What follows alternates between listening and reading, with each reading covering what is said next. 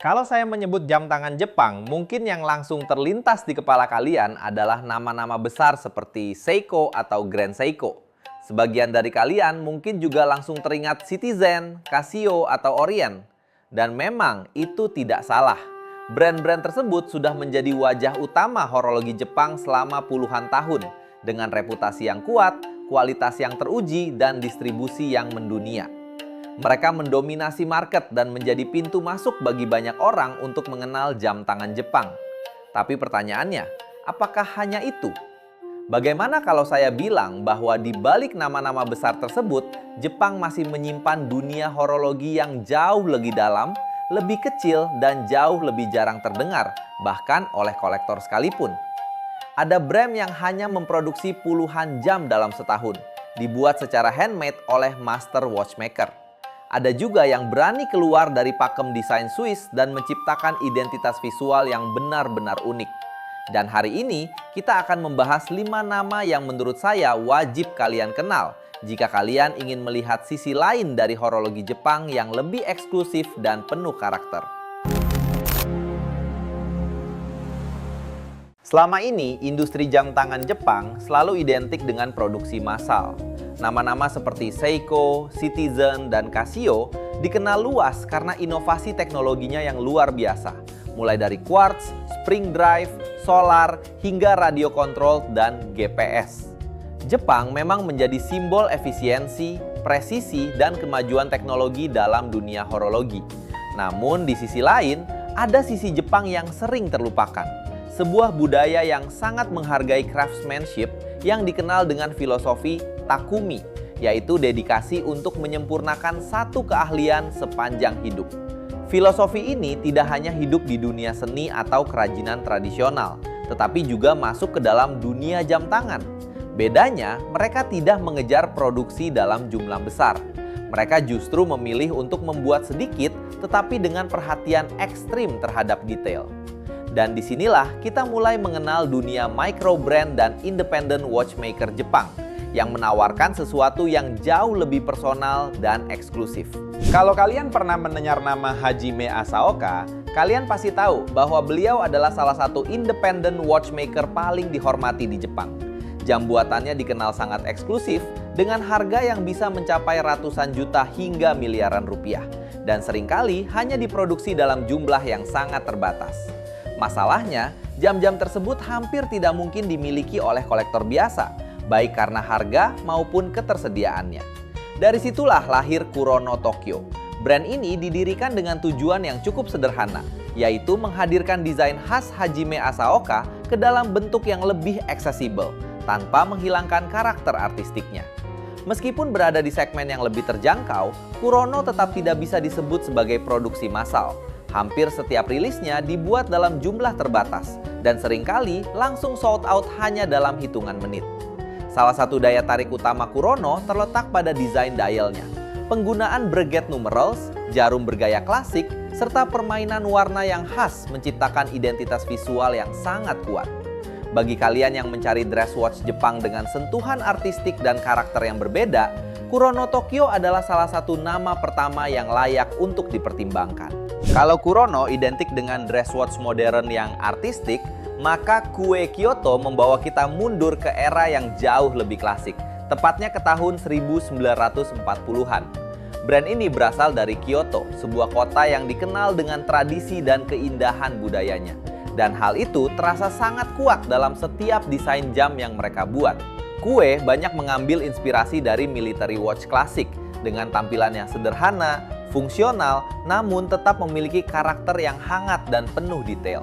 Menariknya, Kue tetap mempertahankan ukuran case yang relatif kecil, berkisar antara 35 hingga 38 mm, sesuatu yang mulai jarang ditemui di era modern yang cenderung mengarah ke ukuran lebih besar. Ini memberikan pengalaman yang lebih klasik dan proporsional di pergelangan tangan. Yang membuat Kue semakin menarik adalah mereka tidak mencoba menjadi versi lebih murah dari brand besar seperti Grand Seiko. Sebaliknya, mereka justru membangun identitasnya sendiri, vintage, minimalis, dan sangat khas Jepang. Sebuah pendekatan yang sederhana, tetapi justru membuatnya terasa lebih autentik dan berkarakter. Kalau ada satu brand Jepang yang benar-benar berbeda dari yang lain, menurut saya jawabannya adalah Otsuka Lotek. Brand ini didirikan oleh Jiro Katayama, seorang industrial designer. Dan latar belakang tersebut langsung terasa begitu kuat dalam setiap desain jam yang ia ciptakan. Otsuka Lotek tidak mencoba mengikuti pakem desain jam tangan konvensional. Bahkan pada pandangan pertama, beberapa modelnya terasa sulit untuk langsung disebut sebagai jam tangan dalam arti tradisional. Alih-alih menggunakan layout dial biasa, Otsuka Lotek mengandalkan sistem display yang lebih eksperimental, seperti jumping hour, retrograde minute, hingga rotating disc yang memberikan pengalaman membaca waktu yang berbeda dari jam pada umumnya. Desain case-nya pun jauh dari kesan elegan ala Swiss dress watch, lebih menyerupai instrumen presisi atau alat laboratorium dengan pendekatan industrial yang sangat kuat. Yang membuatnya semakin menarik adalah skala produksinya yang sangat kecil. Jumlah jam yang dibuat jauh lebih sedikit dibandingkan permintaan yang ada di pasar. Tidak heran, setiap kali Otsuka Lotek merilis model baru, langsung menjadi bahan pembicaraan di kalangan kolektor independent watch, terutama mereka yang mencari sesuatu yang benar-benar unik dan tidak pasaran. Kalau kalian bertanya, apa arti kesempurnaan dalam kesederhanaan? Mungkin salah satu jawaban paling tepat adalah Naoya Hida. Di dunia yang sering dipenuhi desain kompleks dan penuh komplikasi, Naoya Hida justru mengambil arah yang berlawanan. Jam-jamnya terlihat sangat sederhana pada pandangan pertama.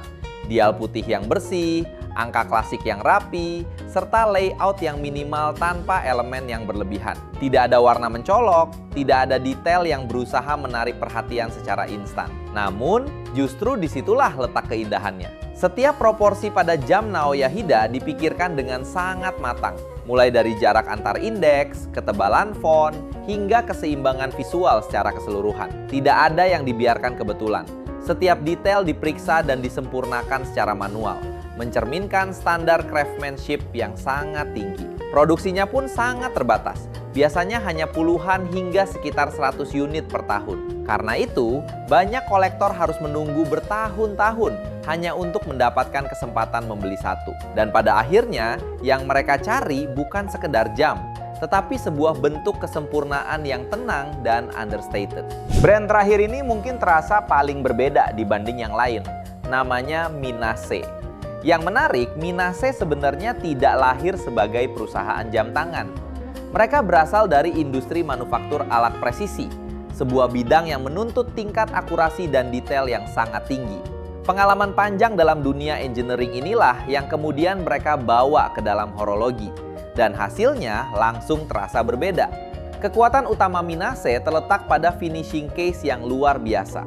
Mereka menggunakan teknik polishing khas Jepang yang menghasilkan pantulan cahaya sangat tajam dan bersih, dengan transisi antara permukaan brush dan polish yang terlihat sangat presisi.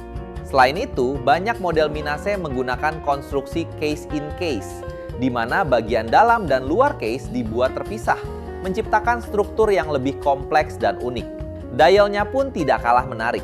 Banyak dibuat bertingkat dengan indeks yang terlihat seperti melayang di atas permukaan, memberikan efek kedalaman visual yang jarang ditemukan di brand lain. Jika Grand Seiko dikenal dengan Zaratsu polishing yang ikonik, maka Minase menawarkan interpretasi mereka sendiri tentang seni finishing Jepang. Lebih modern, lebih teknikal, dan sangat khas. Selama ini kita sering membandingkan Swiss dengan Jepang. Rolex melawan Grand Seiko, Omega melawan Citizen. Tetapi ternyata di balik nama-nama besar itu, Jepang masih menyimpan dunia horologi yang jauh lebih luas. Dan tidak memproduksi jutaan jam setiap tahun, tetapi justru karena itulah mereka menjadi begitu istimewa. Karena setiap jam yang mereka buat bukan hanya alat penunjuk waktu, melainkan cerminan filosofi Jepang tentang ketelitian, kesederhanaan, dan dedikasi terhadap sebuah karya. Jadi, kalau suatu hari nanti ada yang bertanya, apa jam tangan Jepang terbaik? Mungkin jawabannya tidak sesederhana Grand Seiko. Karena setelah mengenal 5 nama ini, kita sadar bahwa dunia horologi Jepang ternyata jauh lebih dalam daripada yang selama ini kita bayangkan. Setelah melihat video ini, kira-kira kalian apakah ingin memiliki salah satu brand-brand tadi? Atau tetap bertahan dengan brand Swiss? Coba tulis pendapat kalian di kolom komentar. Dan buat kalian yang suka video seputar informasi jam tangan mewah dan keren lainnya, jangan lupa like, subscribe, dan nyalakan loncengnya biar kita bisa bertemu di video terbaru selanjutnya. Jangan lupa juga share ke teman atau saudara kalian yang suka dengan dunia jam tangan.